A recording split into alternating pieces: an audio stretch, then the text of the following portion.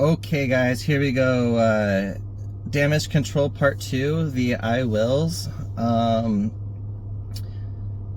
I don'ts were the most important for protecting yourself. These I wills are going to be the most important for growing yourself and moving on. Both part 1 and 2 go hand in hand. You can't have one without the other, you really can't. You can do all the I don'ts, but it's not going to help you move on if you don't do the I wills. So like I said in the last video, wisdom is useless unless you apply it. Don't seek out advice if you're not going to use it. So hopefully all of these will make sense to you guys. I have applied all of these and it's helped me out. Hopefully there are other men out there and fathers that can relate and this will help them out. So here we go. Okay, so step 1, I will mind my own business. This was covered at the very beginning of part 1, the don'ts, because if you do this one step, it will help you do all of the don'ts. Okay, so I will mind my own business. Focus on yourself, focus on the kids. If you're doing that, you're not focusing on her and she's not getting under your skin. This is part of the grieving process. You're gonna get grieve fast and move on faster. Okay, so minding your own business is gonna help that. If you're focusing on her, you're not focusing on you and the kids. If you go on self-destruct mode, that's what the kids are gonna remember. They're watching everything that you're doing as a father.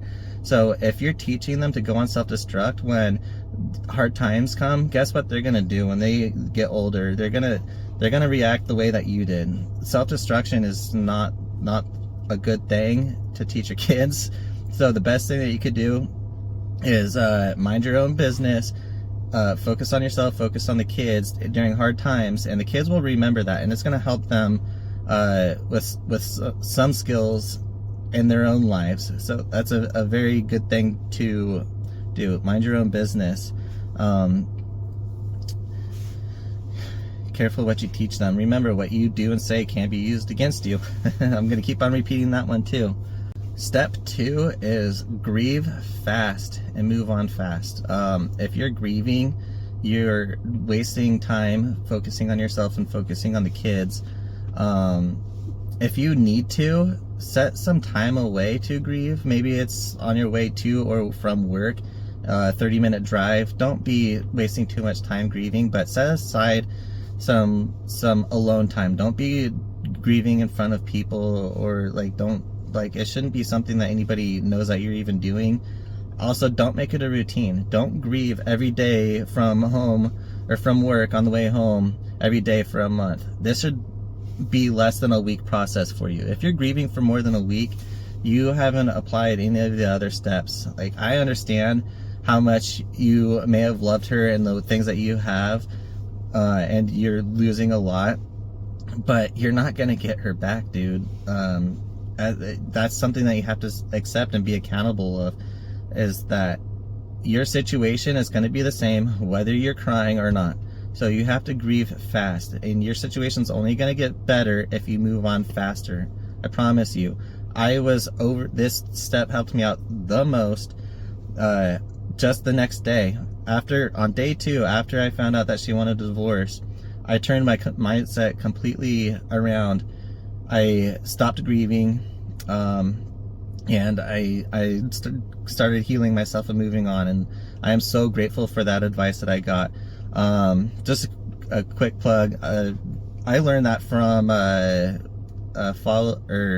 Listen My Son.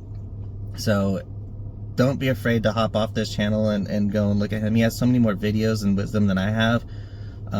You should only be following this channel to get quick information and follow along with my story and be relatable, but that guy on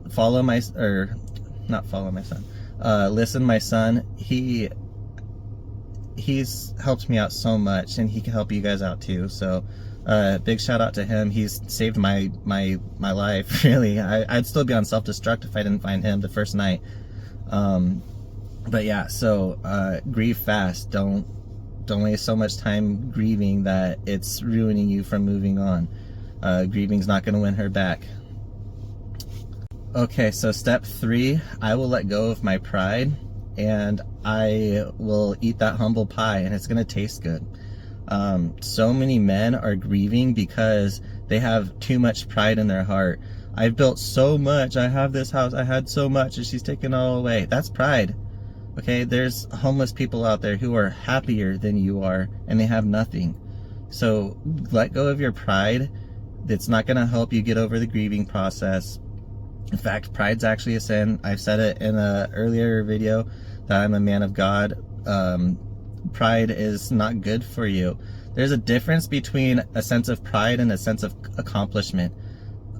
Being proud to own your house and all of that stuff and have that family, it's not pride that you're feeling. It's accomplishment that you're feeling.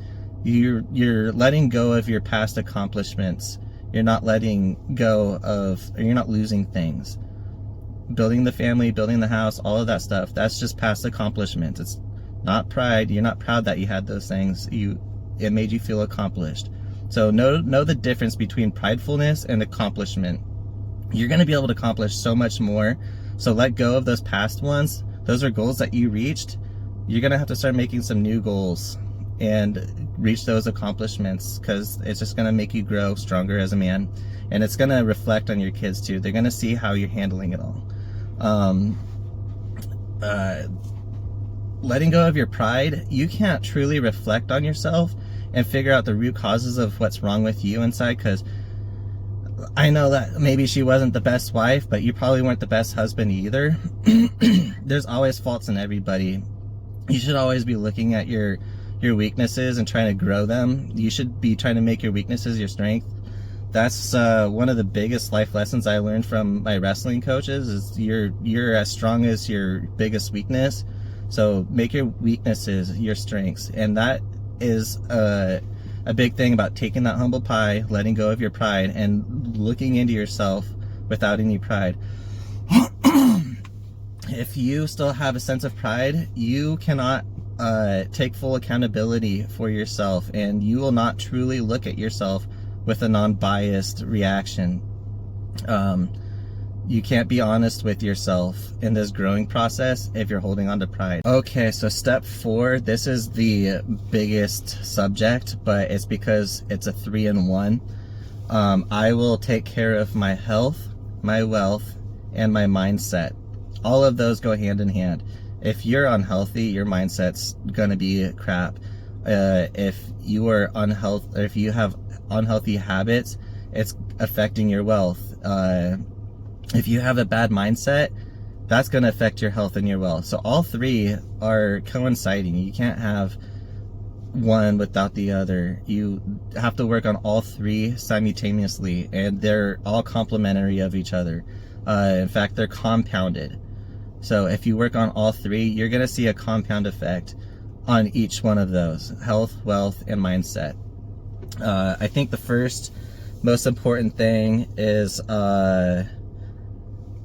work on your health, because it might be conspiratorial, but your mind is poisoned by your body. It really is. You can change your mindset so much by changing what you eat and getting rid of the junk food and stuff. There's so much bad chemicals in junk food, and those chemicals get into your head, and it prevents you from thinking clearly. So my first advice, coincidentally, I started doing this before she told me that she wanted the divorce. But I like to listen to health podcasts. I always have, but I've been trying to go on fasts so I can get rid of the stuck poop on all of my intestines and stuff. But I was never able to go a full 24 hours without eating. It just drives me insane. So I'm going to give you some advice that I did that helped me out. For fasting, it's very important. It's actually a biblical thing. Like, God tells you to fast. So it's just got thousands of years of proof in it. And you guys might be thinking like, oh, screw that, I'm gonna eat whatever I want because it makes me happy or whatever. You have no idea how much better you will feel if you take control of your health. So what I did first is I couldn't fast, and I found this one podcast I can't remember what it is. Huberman Lab's always a good one, but you have a micro gut biome, and some, like 85% of people, it's probably even higher. If you have cats or dogs or you eat sushi and stuff, you've got parasites. It's plain and simple. There's no doubt. You have a bad micro gut biome, and I'm not talking like parasites, like there's worms crawling in your skin and stuff. They're just in your intestines. But go on a parasite cleanse before you try to diet. When you have bad micro gut biome, when they poop, they eat your food and stuff, they poop it out, but they excrete these chemicals, and your stomach has a lot of nerves that send signals up to your vagus nerve all the way up to your brain, and it tells you the kind of nutrients that you need to eat. So your stomach controls what you have cravings for. In fact, it's actually your micro gut biome that controls your cravings. So if you go on a parasite cleanse, there's so many out there. I just picked I think mine was like a $13 one off of Amazon. I did that for 2 or 3 days before I started my fast, but it made my fast so freaking easy. I fasted what was it, Sunday, Monday, and Tuesday. I fasted for over 24 hours before my wife dropped the news on me on Tuesday, April 1st, that she wanted a divorce. But I was already feeling so much better just from taking the parasite cleanse and not eating and fasting. And then I started doing the intermittent fasting. I got steak and eggs for breakfast Tuesday, Wednesday, Thursday, Friday. I've only been eating those things. Maybe a sweet potato later on, just for the carbs for my brain function. But the intermittent fast, go on a 24-hour fast and then start doing intermittent fasting after that. You will not believe how much built up poop that you have in your intestines. Even though I was barely eating anything, I still had my regular poop schedule for 3 days. It took me 3 days to poop out all of the junk that was inside of me. And now, after the fasting that I've done, I'm barely pooping at all. In fact, yesterday I didn't poop at all. I usually poop like 5 or 6 times a day. But that helps out so much with your health. In fact, I went on a run on Tuesday, and I right behind me, this is my running spot actually. That's why I come out here. It's my peace and solitude. But I had a lot more energy to go on a run that night that she told me that she wanted a divorce. I have a 3-mile loop. It's a 5K, and there's uphills and rocks and stuff. It's dirt trails. I usually run about 9 minutes and 40-second minute miles for a 3-mile run. On Wednesday, after going on my fast and running the day before, like, you'd think that I wouldn't have any energy. My energy was through the roof. I ran the 3-mile loop, the same direction, the same loop that I always do, in 8 minutes and 55 seconds. That's a huge jump, like, in energy and time. It's ridiculous to think that even after fasting for 4 or 5 days, that I was still able to pull off that kind of time. And it was a new record for me since I've lived here in Arizona. 9 years I've been running this trail, and that was my top time ever since I moved here. So definitely do the parasite cleanse, 24-hour cleanse, and the intermittent fasting. Like, that's gonna help out so much. In fact, my brain function is through the roof right now. I'm thinking so much more clearly. It also has to do with not drinking alcohol all the time. I haven't drank since Sunday. Today is Sunday. It's been a week. Yeah, I haven't drank in a week, and I am so much more clear in the head and so much more energy. So please do that. That's gonna help your mindset a lot, and it's gonna help your energy for moving on and getting things done. Let's see. Start working out and running. That when you start eating healthier, you have more energy. It's easier to work out. It's that simple. Men need muscle mass for body and brain function. You have to. Protein and like steak and eggs and stuff. You need a high protein diet, high fat diet, simple carbs from vegetables, and not so much fruits, but like sweet potatoes are my favorite things because you don't digest those sugars. They're a different type of sugar. I can't remember why, but Lots of olive oil. You got the polysaccharides, which is good for your gut lining and your microgut biome for the good ones. Green bananas, that's a big one. Get them right before they start turning like fully yellow. If they got a little bit of green on them, that's perfect, because once they turn yellow, the carbs haven't turned into sugar yet. So you still get all of your potassium and carbs from that banana, but it's not in the form of sugar glucose. So it's not gonna spike your blood sugar, and that is a major prebiotic for your microgut biome too. So fitness, yeah, definitely get your muscle mass back up, get your fat down. Since Tuesday, today's Sunday, I've lost 12 pounds. A lot of that, probably about 8 to 10 pounds of that, is just the poop that was inside of my intestines. I've been drinking a lot more water, and so flushing a lot of crap out of my system, detoxing, eating healthy. I used to eat like crap, but that's helped out my stamina. My workouts are through the roof, so much better. I'm already seeing noticeable difference in my belly fat and my man boobs. Get rid of those man boobs. It's gonna boost your confidence, and it's gonna be more attractive to yourself, to your confidence, to the people around. It's essential for men's health. Like, you can't let yourself go, guys. You gotta keep up your muscle mass, keep up your body shape. You just have to stay ready and be prepared and stuff. Keep on working out. It's also gonna help you stay focused on yourself and not her. So yeah, focus on your health, or what you eat, your workouts, and your mindset.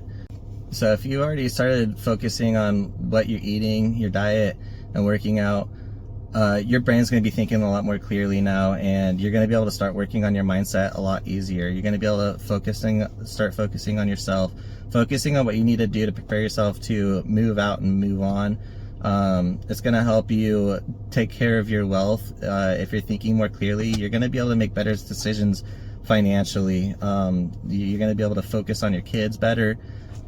Like, I'm not a good public speaker, but since I started doing the fasting and stuff, I can speak clearly, more clearly than I did before. I'm not stuttering and having brain fog and loss for words and stuff.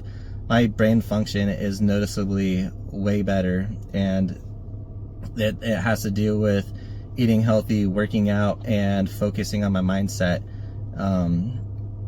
This next thing, wealth, you got to start learning how to save your money.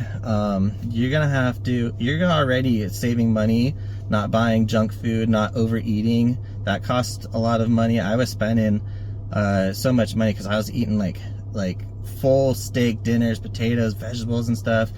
I was grilling every day. I was probably spending like $20-30 every night on the way home just getting stuff to grill, because I love cooking and I love eating food. But now that I'm fasting, I'm not spending money on food. I'm able to put that money in my savings. Drinking is a big one. That's half the reason why me and my ex-wife's relationship's not working out. The only thing that we had in common was drinking. It took it out on us physically, mentally, and financially. There was so many weeks where we were just like dead broke and living paycheck to paycheck. But guess what? There was always beer in the fridge. I was spending $10 a day on beer. She was spending, because she liked the White Claws, those are more expensive. Those are like $16 a day, or $10 for a glass of wine or a bottle of wine. It's bad for your health, and it's bad for your finances. I added it up. We were spending about $400 to $500 a month in alcohol and like just substances and stuff, cigarettes or whatever. I don't smoke, she did. I'm not taking that out on her, but like, just bad habits are bad for your wealth. It straight up is. There's no getting around that. So you should already be saving money, not buying junk food, not over buying food, not buying alcohol. That's saving you a lot of money right there, just in what you put in your mouth. The The next thing is go through and cancel all of the subscriptions that are not supportive of your goal. Gym membership, you'd think that that would be a good one, but $25 a month for a gym is not reasonable for me right now. I need that money. I can go on runs, I could do calisthenics, I could do push-ups, squats, I can do sit-ups, I could do a full body workout. In fact, calisthenics is probably one of the best workouts that you could do. You're not trying to bulk up and look like one of those puffed up guys that can lift the same as much as a rock climber. Big muscles does not mean that you're stronger.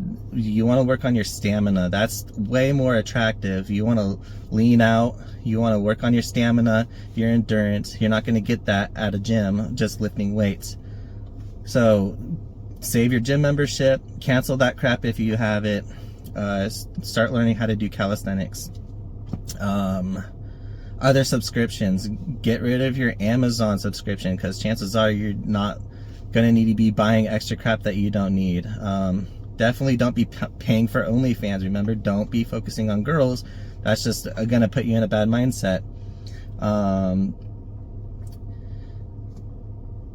Here's a really big one. Well, your 401k loan. A lot of people don't know. If you have a good job and they are giving you a 401k, you can take a loan out on your 401k, and the money that you pay in interest goes back into your own account.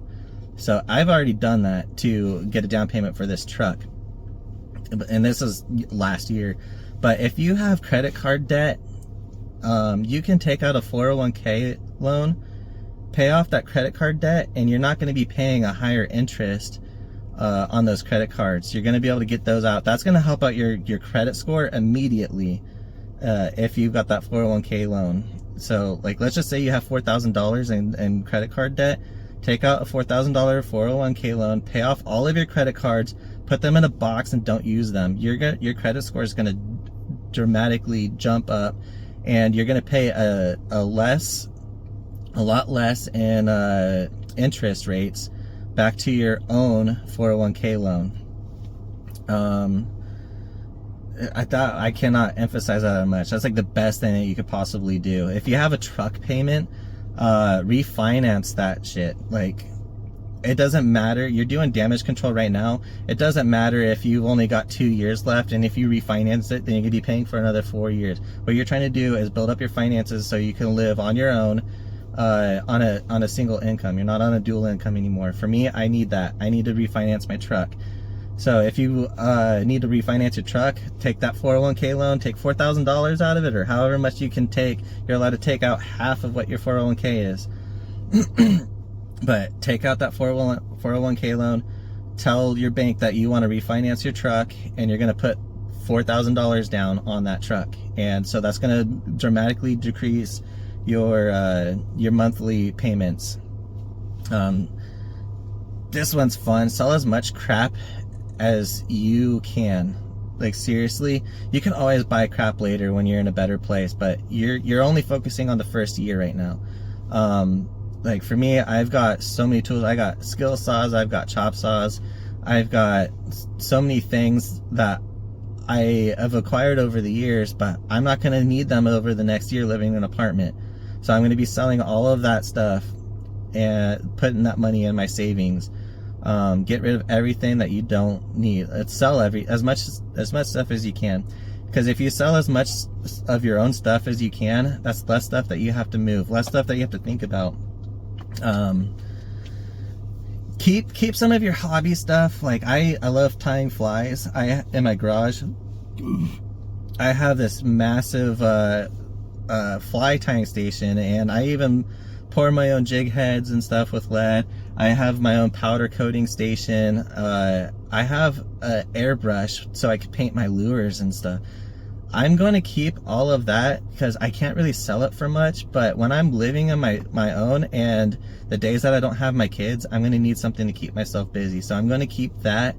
Maybe I can even like make a YouTube channel and do shorts about tying flies and stuff, just for fun. Healthy habits, healthy hobbies. Be careful. Yeah, don't be getting rid of the stuff that makes you happy. You're going to need that when you have too much time alone for yourself. But yeah, sell as much stuff as you can. That way you don't have to move as much stuff and be less accountable for more stuff than you can even use. This one's the biggest, the fastest one. In fact, you guys can help me out with this one too. So donating plasma. My brother-in-law has been doing it for a year, and he's been telling me to go donate plasma because it's $70 a session, and it takes 40 minutes to go in and out. So for 40 minutes, you get $70. That's $70 an hour, guys. You're allowed to do it 2 times a week. That's $140 a week. So that is a big increase on your income just weekly. And they even have referral bonuses. So if you refer a friend and they go and give 2 donations, they, like, let's just say I tell my best friend Derek, hey, start donating plasma, and he does 2 donations, then I get a $50 referral bonus. So the more people that you get in, the more referral bonuses that you get. That's a extra bonus income right there. And you guys can help me out too. If you live in a big city, it's called BioLife. I'm in Phoenix, Arizona. There's like 4 of them here in Arizona. They're all over the country. So look and see if you've got a BioLife in your area, and sign up and help a dad out. Help me out. If you need to, use me as a referral. And like, I think it'd be really cool if I could get a couple like people to on YouTube to start doing that, help themselves out and help me out too. 50 extra bucks. Like, thanks guys. Like, if you could. It's I know it sucks, like needles, like some people think that needles suck. Man, that's it. Just a little mark. Like, it sucks for a second. Needles are not cute, but you're a man, you're gonna man up. You can handle it, I promise you. I've done like 6 or 7 sessions now already. It's made me a lot of money. So yeah, go donate plasma. It's super fast and easy, extra money. It's also a good cause. It helps out people with autoimmune disease. So it is a good cause. And on the app, it shows you how many people you've helped out. So my name is Samuel Walker in Phoenix, Arizona. So if you do decide to go and you want to throw in a referral bonus, they ask you if you want to refer anybody when you sign up. But yeah, tell them that Samuel Walker sent you in and help me out. So now's the time to go over your budget. Take a look at your monthly income from your job. And if you started doing the donating plasma, add that into your monthly income also. Even though it's not guaranteed, you don't know if you're going to make it in that week or not. But add up what you could be potentially making, how much it's going to cost you once you do move out. Put everything in. Like, for me, the cheapest apartment I've been able to find is about $1,250 for a 2-bedroom here in Phoenix, Arizona. And so I have a $600 truck payment, and I added up all of the things that I'm going to be spending, and I only have about $150 left over. As it is right now, I only have about $150 left over after paying all of my bills to last me every paycheck. So I'll have to make $150 last 2 weeks every month for however long I'm there, as it sits right now. So there's a couple other things that I'm gonna do.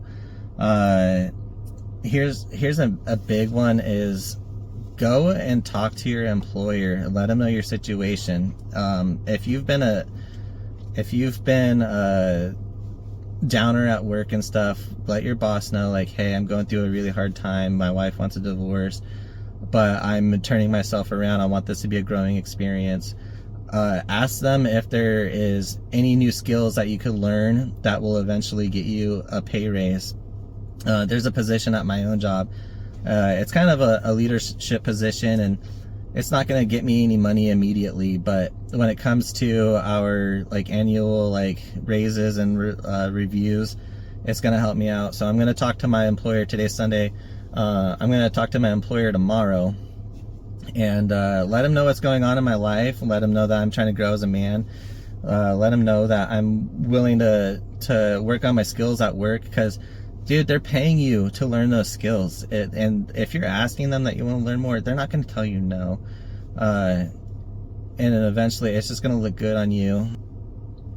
Yeah, that's one of the best things that you could do financially. Your income is already there and immediate, so do what you can at work to improve that there too. Is there anything else? Yeah, that's about it for all of the finances. So number 5, I will count my blessings. I said this, I've heard so many other guys say this when they get divorced, and in my situation, we live with my mother-in-law. My ex, she gets to stay at home with the kids, and nothing changes for her there. Everything's going to be exactly the same. I'm the one who has to move out and start from zero. And I'm not like talking crap about her, like she's got it easy or anything. But one of the things I didn't realize is, like, once you humble yourself, let go of your pride, and you can count your blessings, you realize you've got a lot more than you thought you did. Like for me, I still have my health, I have my mindset. I have a goal now to help out other men. Like, I didn't have that before. I know I'm not gonna have a bed when I get to my new apartment, but I have a lot of camping gear. I like being outdoors. I go backpacking and hiking and camping and fishing and all that stuff. So I have an air mattress. I am grateful enough that I have an air mattress that's mine, that I can sleep on when I get into my apartment. So if you count your blessings and stuff, it's going to be such a better mindset. Isn't it so much better to think about the things that you do have instead of think about the things that you've lost? You can always get more stuff later. Don't worry about what you don't have now, because your goal is to build yourself up and get those things back. Let's see. Your time with your kids, you still have that. Your kids still love you.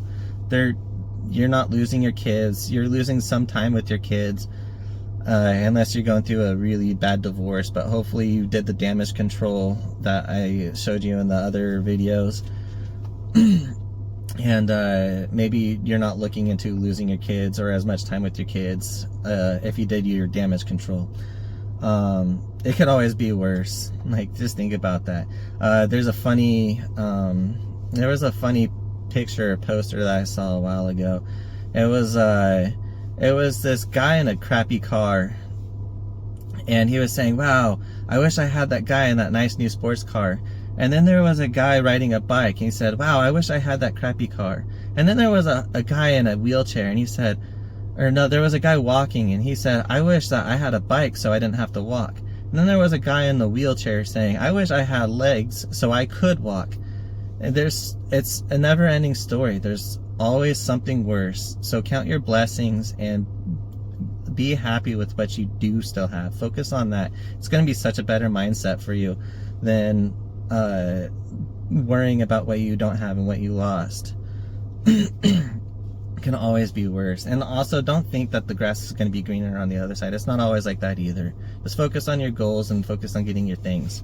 So that's it, guys. That's the damage control for the I wills, the do's. Help a divorcing father out. Please like and subscribe. Keep on following my story. Hit that notification button, please. Keep on encouraging other men in situations like this. They don't have to be fathers. It could just be somebody going through a bad breakup. This advice applies to every man. In fact, send this to people who aren't divorced yet. If they are having troubles in their marriage or their relationship, let them see this stuff before it happens to them, because that's the best thing that you could do.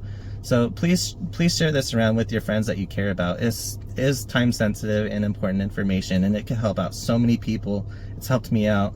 I've applied all of these things, and I'm on my way to a better place now.